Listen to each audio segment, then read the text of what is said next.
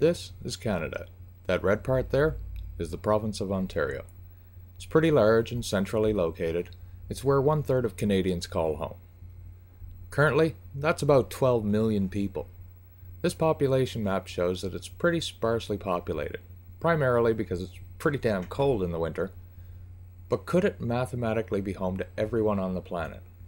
Currently, that's about 6.8 billion people.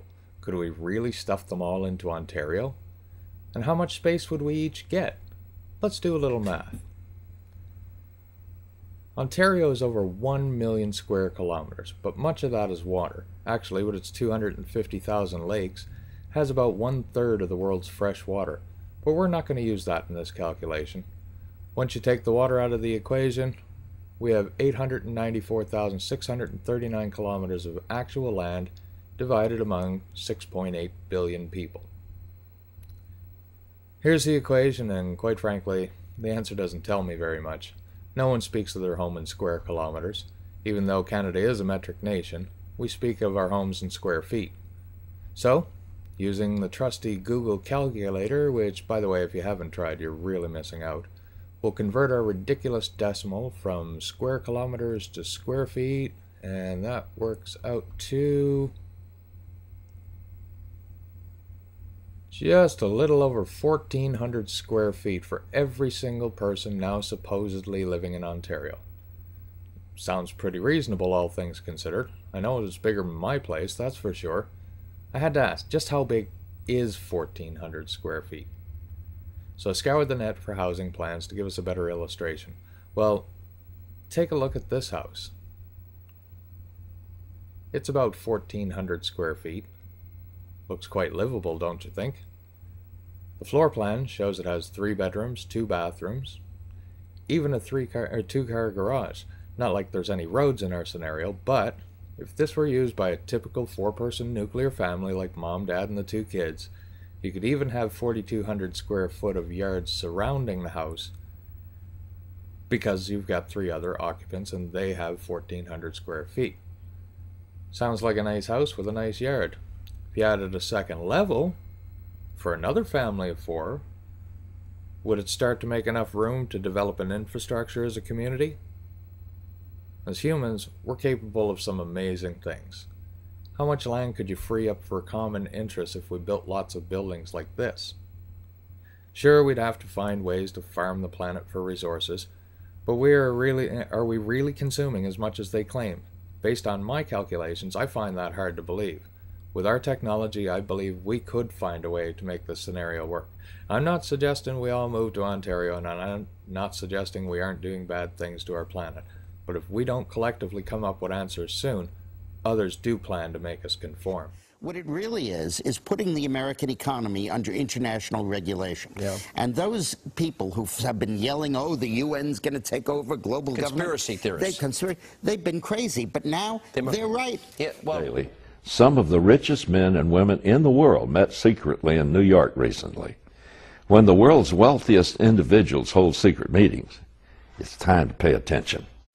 The London Times identified them as Bill Gates. Now, malaria is, of course, transmitted by mosquitoes. I brought some here so you could experience this. We'll let those roam around the auditorium a little bit.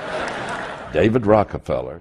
The negative impact of population growth on all of our planetary ecosystems is becoming appallingly evident. Ted Turner. We've got to stabilize the population. When I was born, there were so what's wrong with the population? I mean, with too many people. That's why we have global warming. We have global warming because too many people are using too much stuff. But if there were less people, they'd be using less stuff. Oprah Winfrey.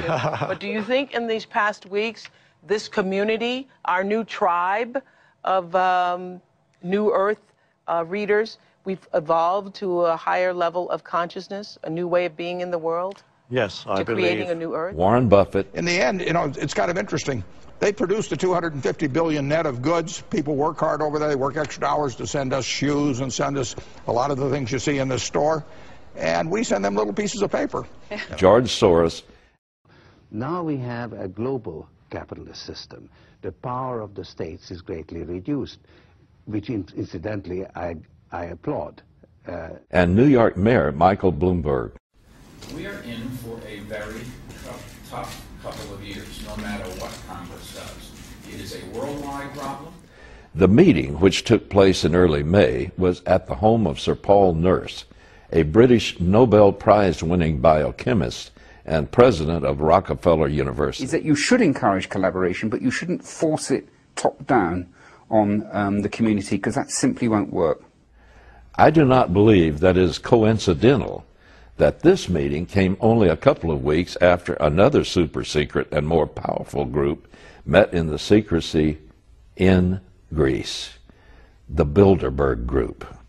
They have advocated a one-world government for at least a century. They also see themselves as the elite saviors of mankind. According to the Times, the billionaires were each given 15 minutes to present their favorite cause. Over dinner, they discussed how they might settle on an umbrella cause that could harness their interests. Taking their cue from Gates, the report said they agreed that population control was the #1 issue. Experts say the global population will top 7 billion in 2012. According to reports at the meeting, Bill Gates outlined a plan to cap the global population at 8.3 billion. It all sounds so civilized, doesn't it? Here's the less politically correct but more accurate version.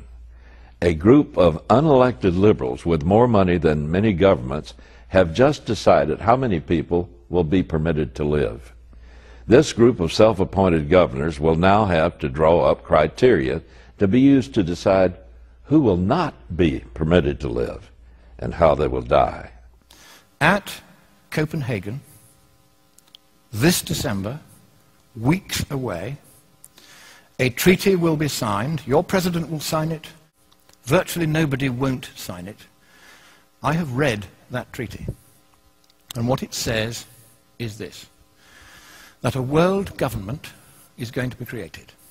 The word government actually appears as the first of 3 purposes of the new entity.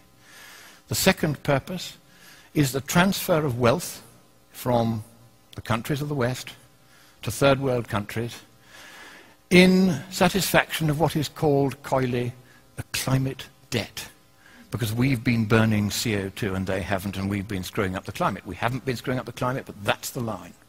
And the third purpose of this new entity, this government, is enforcement. How many of you think that the word election or democracy or vote or ballot occurs anywhere in the 200 pages of that treaty? Quite right, it doesn't appear once. If that treaty is signed, your constitution says that it takes precedence over your constitution.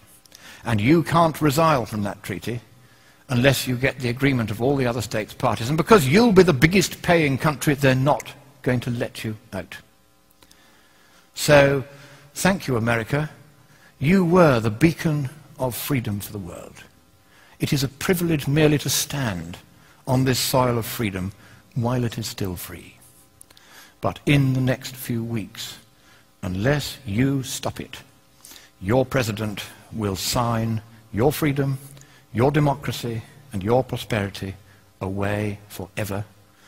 And neither you nor any subsequent government you may elect will have any power whatsoever to take it back again. That perhaps at this 11th hour, at the 59th minute and the 59th second, you will rise up and you will stop your president from signing that dreadful treaty.